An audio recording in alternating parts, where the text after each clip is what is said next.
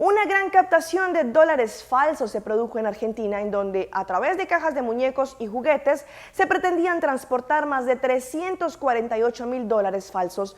Un ciudadano peruano trató de ingresar este cargamento de dólares falsos de Perú a Argentina, pero las autoridades de inmigración se percataron que algo estaba pasando. Esta era una de las maletas llenas de juguete que traía un ciudadano peruano a Argentina. Pero los funcionarios de la aduana sospecharon porque una de las maletas pesaba demasiado, que encontraron dólares que estaban siendo ingresados al país argentino ilegalmente, pero como si fuera poco, eran billetes falsos. La Administración Federal de Ingresos Públicos, a través de la aduana, detectó 348.100 dólares falsos ocultos en cajas de juguetes que se encontraban dentro del equipaje de un ciudadano peruano que intentó ingresar a Argentina desde el Aeropuerto Internacional Ministro Pisterani de Ezeiza. Al revisar la maleta del pasajero que provenía de Lima, los funcionarios de la aduana sospecharon del excesivo peso de cada una de las cajas de juguetes.